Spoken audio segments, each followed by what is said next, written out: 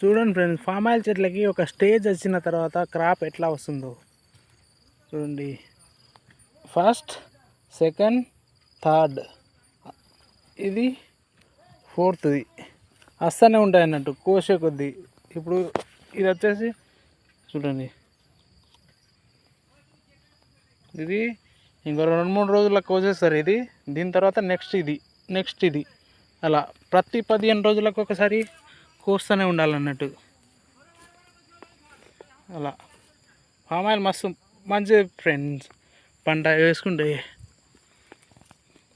చూడండి, జస్ట్ వీటికి కావాల్సింది వాటర్ అంతే. వాటర్తోని చూసుకోవాలి. వాటర్, అడుగు మందు ఎట్లా వస్తుందో చూడండి. వాటర్, అడుగు మందు వేసుకుంటే చలో లైఫ్ సెట్. చూడండి,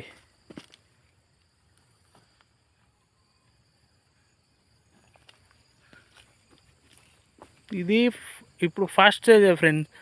ఇప్పుడు చెట్టు పెరిగే కొద్దీ మ్యాక్సిమం కాయలు అనేది ఆటోమేటిక్గా పెరుగుతాయి అన్నట్టు. ఇప్పుడు వచ్చేసి 1-2 కిలోలు ఉంది కదా, ఇది 1-2 అలా. ఇప్పుడు అది చెట్టు పెరిగే కొద్దీ కాయలు కూడా పెరుగుతూనే ఉంటాయి, కేజీస్ అన్నట్టు. ఎంత పెరిగిన కొద్దీ అంత కాయలు అనేది 1 టన్ ఉంటుంది, సారీ క్వింటన్ 100 కేజీస్ వరకు పెరుగుతూనే ఉంటాయి. చెప్పలేం అట్లా.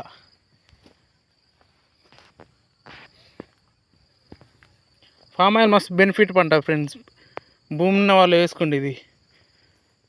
కాకపోతే కొంచెం టైం పడుతుంది. ఇది వచ్చేసి ఎంత 5 years అవుతుంది కావచ్చు చెట్టు వేసి. 5 years అవుతుంది ఫ్రెండ్స్. ఇప్పుడు స్టేజ్ వచ్చి ఇది ఇక్కడ నుంచి స్టార్ట్. ఇప్పుడు కాయలు వచ్చుడు అలా కాయలు వస్తూనే ఉంటాయి, కోస్తూనే ఉండాలి ఫామ్ ఆయిల్ అనేది.